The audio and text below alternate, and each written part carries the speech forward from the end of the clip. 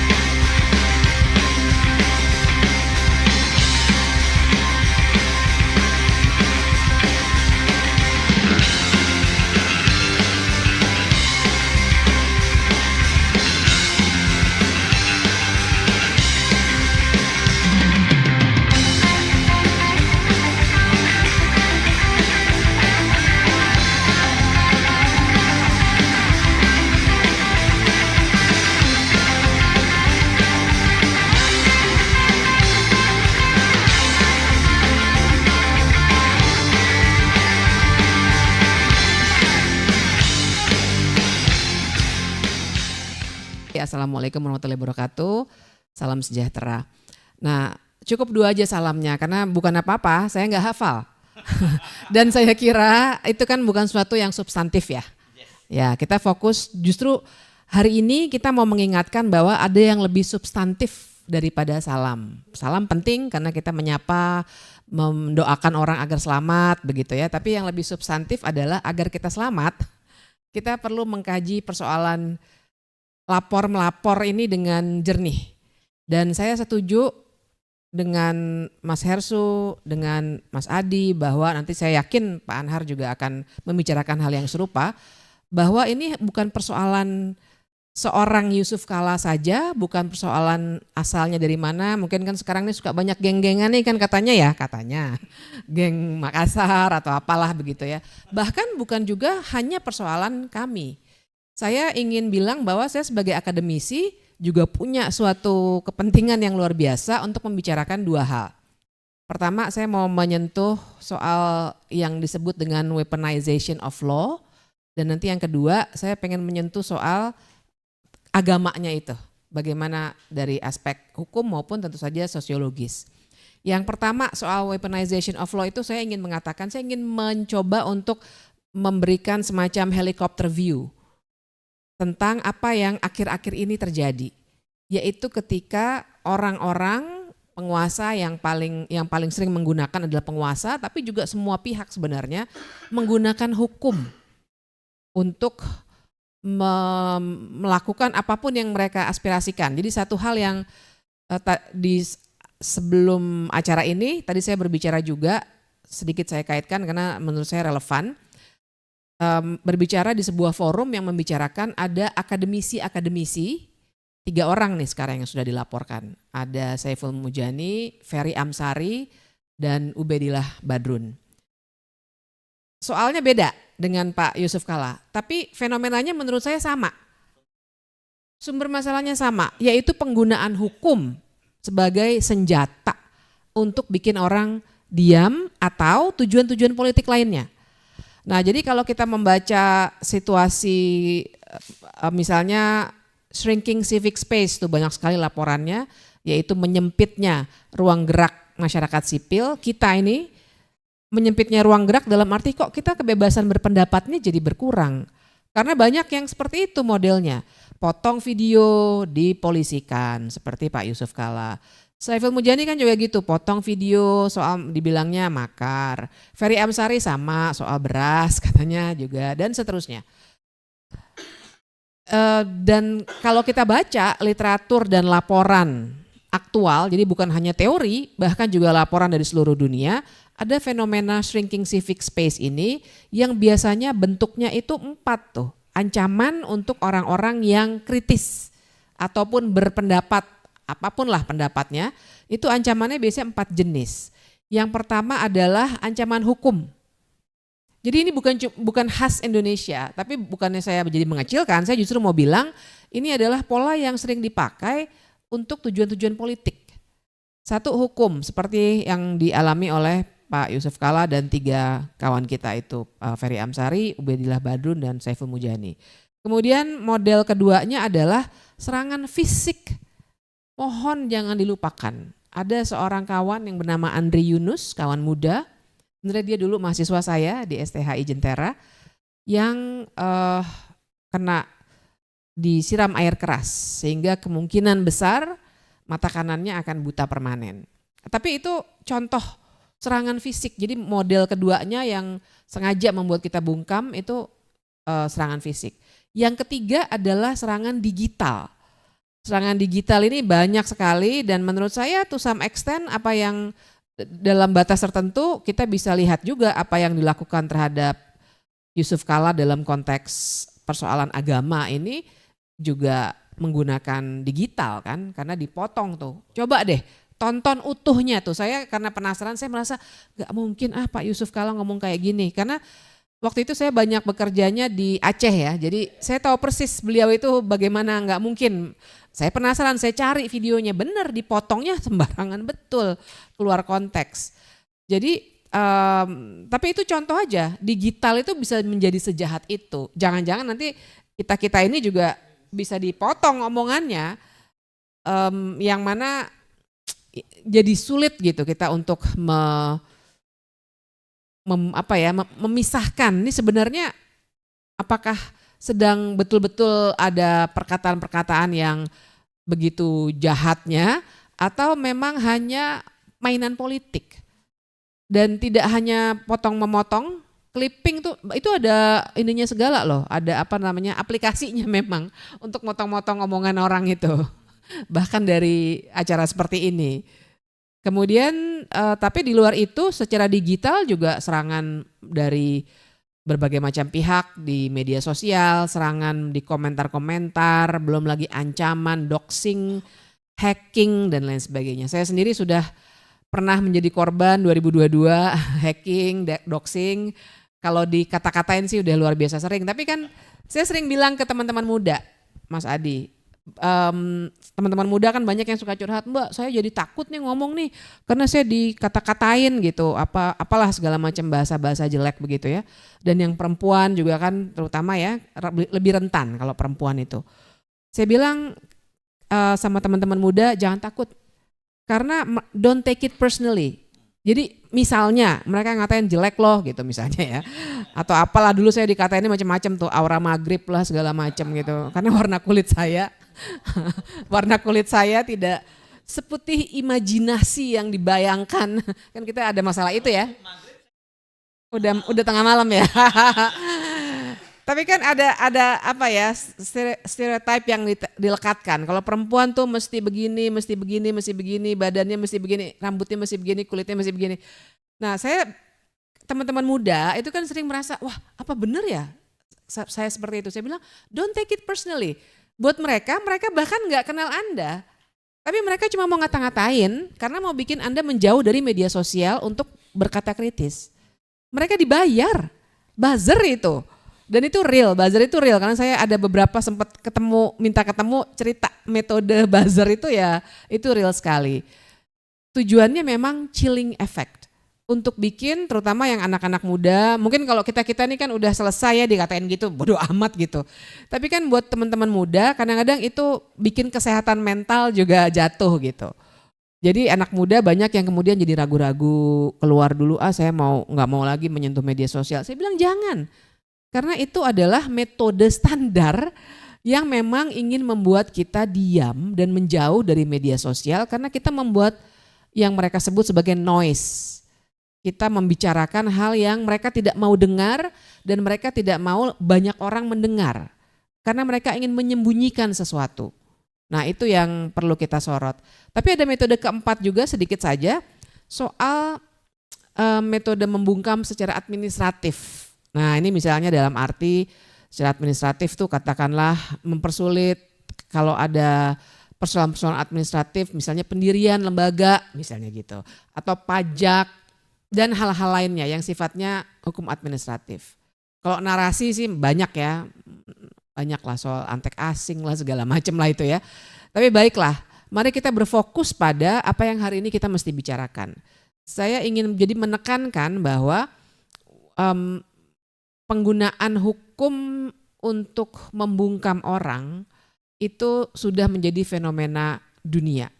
Jadi kalau kita baca beberapa referensi buku misalnya Autocracy Incorporated atau misalnya How Democracies Die, kita akan melihat itu memang metode yang banyak dipakai oleh orang-orang untuk tujuan-tujuan politik. Itu satu tuh, jadi saya mau menyoal hukumnya dulu. Jadi kalau misalnya, kan begini, kalau misalnya kita bilang, toh kita bisa buktikan nanti di pengadilan bahwa tidak ada yang salah dengan perkataan Yusuf Kalla ataupun Ferry Amsari atau yang lainnya. Tapi kan tujuan mereka memang bukan soal menang atau kalah di pengadilan. Tujuan mereka adalah membuat kita repot. Satu. Yang kedua, tujuan mereka bikin orang lain juga jadi takut untuk berbicara. Membuat kita repot tuh apa? Misalnya walaupun nanti bisa dibuktikan dan mungkin Pak Yusuf Kalla atau yang lainnya bisa menang di pengadilan, tapi kan proses itu painful ya. Dipanggil polisi bolak-balik, BAP, dan belum lagi perhatian pasti terdistraksi, mungkin lagi nulis buku jadinya mikirin itu nggak bisa nulis buku. Mas Adi mungkin lagi bikin puisi yang baru jadinya mungkin nanti nggak bisa bikin puisi. Itu tuh tujuannya, merusak ritme hidup kita juga gitu. Artinya saya mau bilang memang bukan soal menang kalahnya aja. Jadi kita itu juga yang kita harus baca, sehingga kita harus bilang jelas kepada penegak hukum. Dan biasanya yang ngambil duluan, yang menerima, bukan ngambil ya, menerima laporan, kan ada laporan tipe A, laporan tipe B itu, adalah tentu saja kepolisian. Nah, kepolisian itu memang akan sering berkata, ya tugas kami adalah menerima semua laporan masyarakat. Betul, tapi setelah itu harusnya ada proses dulu. Jadi penalaran hukumnya itu sudah mesti diterapkan sejak laporan diterima. Apakah ini sesuatu yang layak untuk diteruskan dalam penyelidikan dan kemudian penyidikan terus nanti dikasih ke kejaksaan untuk penuntutan atau tidak? Apa itu istilah hukumnya? Kan biar kalau kita kurasi dulu lah gitu ya. Iya kan? Semacam itulah. Jadi apa itu? Jadi mesti difilter dulu. Ya, filter dulu mestinya. Ya. Difilter dulu untuk melihat pasalnya sebenarnya bunyinya apa. Beneran bisa terbukti atau enggak nanti. Karena secara kenegaraan kan juga kalau misalnya kita menerima, maaf ya, kasus-kasus sampah gitu, maksudnya yang sebenarnya enggak layak, kan merugikan keuangan negara. Maksudnya kalau kita tarik ke arah situ ya, ada resources di kepolisian yang digunakan mungkin bisa 3 bulan, 4 bulan, 5 bulan, polisi harus mengurusi laporan-laporan sampah itu dalam tanda kutip. Maksudnya sesuatu yang sebenarnya tidak layak untuk dilanjutkan. Sorry saya potong sedikit. Itu ada nggak aturannya dalam KUHAP atau itu harusnya internal misalnya Perpol atau apa gitu mestinya?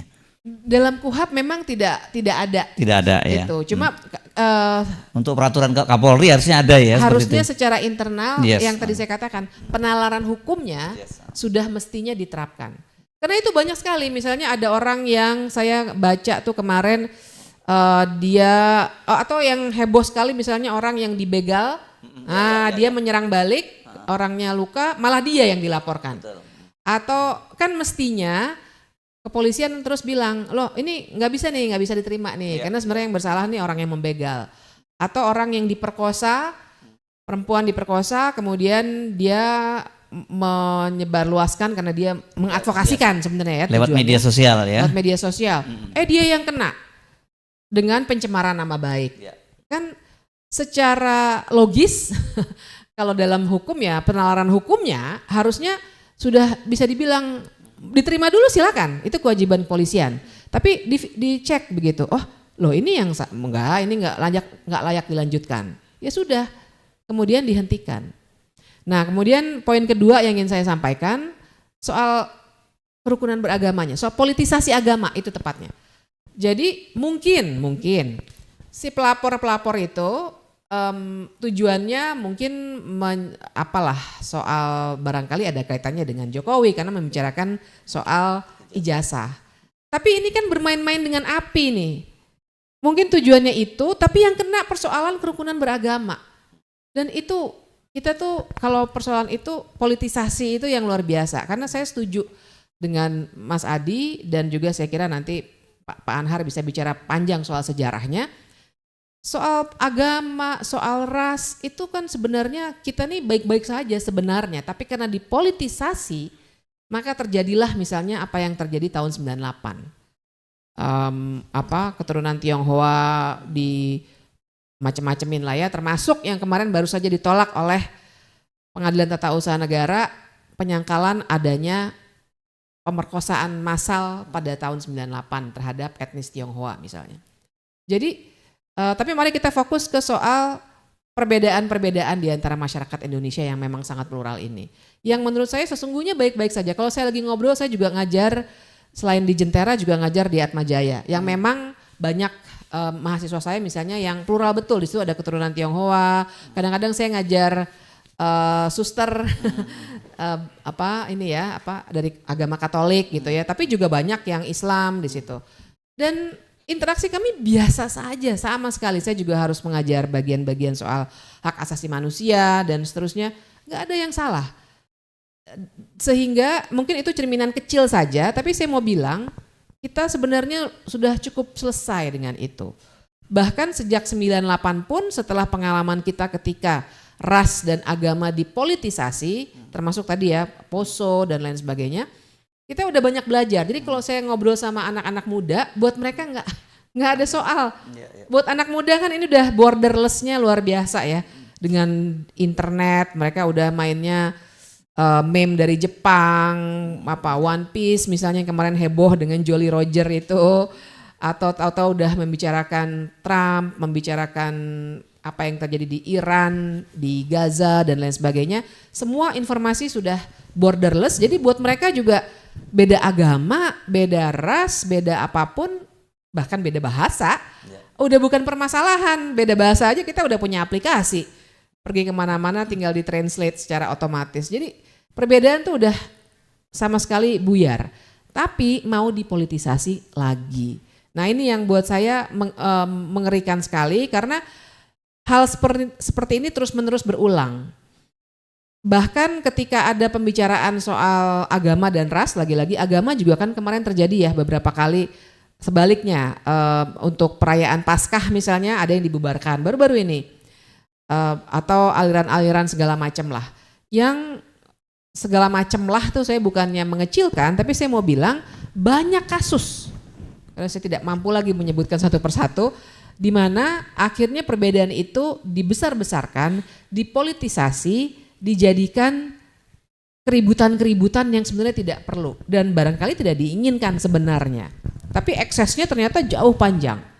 Nah itu yang kita harus hindari itu, sehingga balik lagi dari segi persoalan hukumnya memang harus dari awal tuh difilter apa yang memang tidak layak untuk dilanjutkan seperti ini, bahkan berbahaya untuk menyulut politisasi perbedaan kita yang sebenarnya indah ini menjadi suatu bentuk-bentuk saling membenci, itu harusnya dihindari gitu. Nah dengan ini saya kira kita jadi membangun republik yang lebih baik. Republik yang pembicaraan seperti itu diterima saja sebagai sebuah percakapan publik. Kalau misalnya ada tindakan-tindakan yang tidak disetujui, percakapkan, perdebatkan silakan. Matternya itu apa, isunya itu apa. Misalnya masih mau berdebat soal isu ijazah, yang buat saya juga udah agak kelamaan ya. Saya sih sebenarnya setuju Pak Yusuf Kalla, udah tunjukin aja gitu. Tapi baiklah. Kalau mau berdebat soal itu, perdebatkan soal itu. Kenapa jadinya membicarakan hal lain soal agama? Kill the messenger kan, ad hominem ini. Jadi akhirnya yang terserang adalah Pak Yusuf Kallanya dan yang lebih berbahaya adalah yang terserang adalah soal agama. Dah stop main-main dengan agama, kita sekarang mau move on, apapun yang mesti kita lakukan hari-hari ini lakukan. Apa yang pun yang mau dipercakapkan secara publik, percakapkan, silakan debat, bertengkar gagasan, tapi jangan bawa-bawa hukum. Dulun sih menurut saya, udah susah kalah berdebat, bawanya masuk hukum, lapor-laporkan. Nah ini yang saya kira harus kita bicarakan. Mungkin di situ dulu kali ya, Mas Hersu ya. Terima kasih. Assalamualaikum. Waalaikumsalam warahmatullahi wabarakatuh. Bagaimana sebenarnya peran penegak hukum ini? Karena dilematisnya satu, kalau dia ada laporan dia tidak terima, itu nanti dia dianggap akan berpihak. Tapi kemudian kalau kita dorong, tindak keras ya orang-orang yang melakukan fitnah, yang seperti itu gitu ya, karena orang-orang seperti ini berbahaya. Nanti dia dianggap juga itu juga represif juga terhadap kebebasan berpendapat. Gimana tuh? Iya, makanya dalam hukum itu kan tadi saya sebut kata kuncinya ada penalaran hukum yang harus diterapkan. Kalau dalam hukum itu kalau misalnya apapun sebenarnya bisa dipersoalkan secara hukum. Itu dulu ya. Saya kalau misalnya katakanlah lagi pengen jahat gitu sama Mas Hersu, saya bilang aja Anda ini bikin saya nggak nyaman harus datang ke podcast seperti ini, terus saya laporkan aja ke polisi. Banyak pasal yang bisa saja dipakai dalam KUHP kita pun yang baru. Bisa aja kalau saya mau. Saya karang-karang aja. Maksudnya itulah soalnya dengan hukum. Makanya orang yang belajar hukum itu harus belajar nilai-nilai juga, harus belajar etik harusnya. Nah tapi anyway, tapi kan ketika masuk dalam wilayah penegakan hukum berdasarkan Kitab Undang-Undang Hukum Acara Pidana, penalaran hukum itu sudah mesti diterapkan. Jadi kalau dalam saya suka mengingatkan tuh, kita suka bicara logika dasar, tapi ada logika hukum yang sudah bisa mulai diterapkan ketika ada suatu wilayah yang masuk ke wilayah suatu persoalan yang sudah masuk ke wilayah hukum. Nah jadi disitulah sebenarnya kepolisian, saya dari tadi membicarakan kepolisian karena yang menerima laporan pertama-tama itu penyelidikan kepolisian ya, jadi biar memahami konteksnya, biasanya kepolisian, terus kejaksaan, terus hakim kalau dari segi aparatur penegakan hukumnya. Nah disitulah kepolisian sudah bisa menerapkan, dia sudah harus bisa melihat konteks kasusnya. Jadi tadi misalnya membaca, oh ini sebenarnya isu awalnya adalah penjamretan tadi yang Pak Anahar sudah bicarakan. Jadi mereka sudah bisa memberikan justifikasi ketika misalnya harus melakukan penolakan. Diterima secara administratif pasti harus, pasti. Kasus belinya lah gitu ya. Jadi mereka kemudian sudah bisa memberikan penilaian dari aspek penalaran hukum. Ternyata yang jadi masalah adalah isu awalnya, peristiwa hukum awalnya adalah penjamretan. Kalau tiba-tiba penjamretnya melaporkan orang yang dijamret, itu kan sudah pasti harusnya langsung ditolak aja kan gitu. Harusnya kemudian diterima dulu secara administratif, tapi bisa bilang oh nggak bisa, karena peristiwa awalnya adalah penjamretan. Nah tangkap dulu jamretnya langsung. Iya, langsung diklarifikasi itu bisa. Jadi boleh. Jadi dalam kasus tadi kan sebenarnya kan pertanyaannya Mas Hersu penting banget tuh soal kita juga pengen orang yang melakukan fitnah misalnya segera ditindaklanjuti. Saya setuju juga. Nah tapi makanya biasanya kepolisian juga akan melakukan tahap awal itu, melakukan filter itu untuk menelaah terlebih dulu kasusnya. Jadi kan karena penegakan hukum itu kan bukan mesin. Disitulah saya suka ngingetin mahasiswa saya, kita ini bukan mesin, bukan AI loh. Langsung proses apa saja, tapi ada penalaran hukum yang sudah bisa kita gunakan dari awal. Nah jadi di situ titik pentingnya, makanya kita penting punya kapasitas kepolisian yang juga baik gitu ya. Oke.